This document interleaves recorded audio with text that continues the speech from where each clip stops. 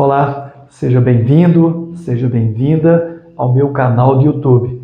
É uma grande satisfação ter você aqui junto comigo para entender e conversar um pouquinho mais sobre livros da história serrana. Eu me chamo Danilo Arnaldo Briskiewicz, sou natural da cidade do Cerro, Minas Gerais, e gosto muito de contar histórias. Eu sou apaixonado por contar histórias. Hoje a história que eu quero contar é sobre a educação ou a instrução pública na comarca do Cerro do Frio entre os séculos XVIII até o século XX. Este livro foi publicado no ano de 2020 pela editora Apris da cidade de Curitiba. Na época, era a intenção de comemorarmos os 300 anos da comarca. O meu recorte foi falar sobre a educação, que é um dos temas que eu gosto muito. Comarca do Cerro do Frio, uma história de educação entre os séculos XVIII a XX, é resultado, primeiramente, de trabalhos de pesquisa das disciplinas do meu doutorado na PUC Minas. Especialmente, alguns artigos, alguns capítulos tiveram a orientação, a supervisão do querido professor Carlos Roberto Jamil Cury. O prefácio ficou por conta da doutora Maria Tchely Simões Pires, que é uma entusiasta da história do Cerro e que apresentou o livro de uma maneira bastante delicada, com muitas informações, inclusive, sobre a minha biografia. No livro Comarca do Cerro do Frio, a história da educação começa lá em 1702, quando a gente usa como tese mais importante que onde o ouro estava, a educação faltava. Ou seja, o ouro ofuscou a educação. Mas a educação continuava sendo importante no cotidiano das sociabilidades, porque aqueles que sabiam ler e escrever mandavam nas minas do Cerro do Frio, mandavam dentro de um sistema que a gente chama de sistema das mercês ou do dom, ganhando cargos públicos, notoriedade e muitas vezes podendo ser eleito como vereador no Senado da Câmara. Ler, escrever, assinar o próprio nome sempre foi uma questão de poder, sempre foi uma questão de ter mais respaldo dentro das relações sociais coloniais do século XVIII.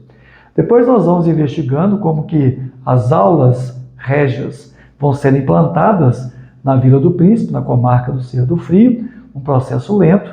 Nós temos que lembrar que uma das primeiras regiões a terem um professor de aulas régias foi aqui a cidade do Cerro, e era uma disputa mesmo por abrir essas vagas, porque era tudo pago com dinheiro do governo, e esse dinheiro era retido no Senado da Câmara para o pagamento dos professores.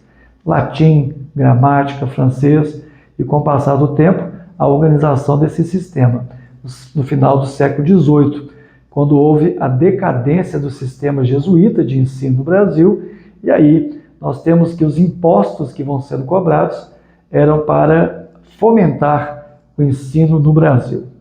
Depois nós chegamos no século XIX e contamos a história, claro, não tem como deixar de lado, a história dos irmãos Ottoni, especialmente Teófilo Benedito Ottoni, que frequentou aulas particulares de latim com um padre serrano, e é por causa da declaração dele que ele dominava o latim e o francês, é que ele consegue uma bolsa de estudos para estudar no Rio de Janeiro, juntamente com seu irmão Cristiano e Henrique.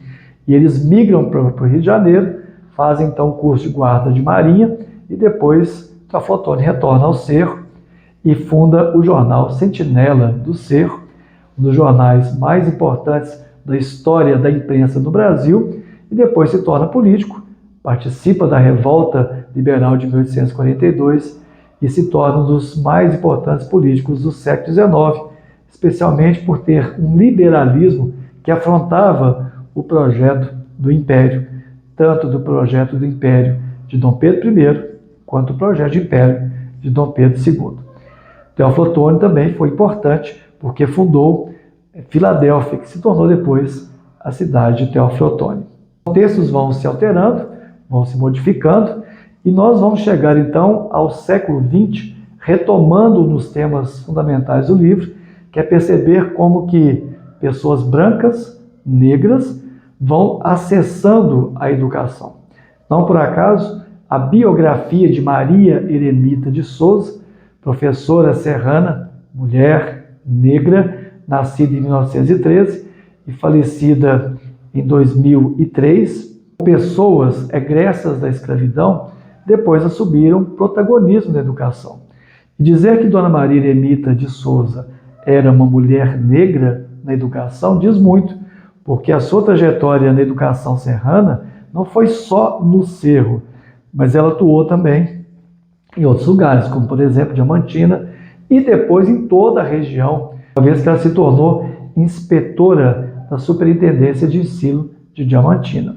Com isso, Dona Maria Eremita também assumiu o cargo de direção na Escola Estadual João Pinheiro e se tornou uma das mais importantes mulheres do norte de Minas.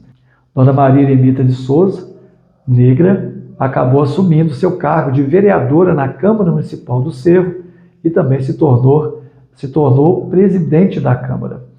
Dona Maria Eremita era uma mulher muito além do seu tempo e ela representa o papel da educação na vida das mulheres. Ou seja, o que faltou para as mulheres, como faltou também para os escravizados de períodos anteriores, é o acesso à educação, o acesso irrestrito, ilimitado.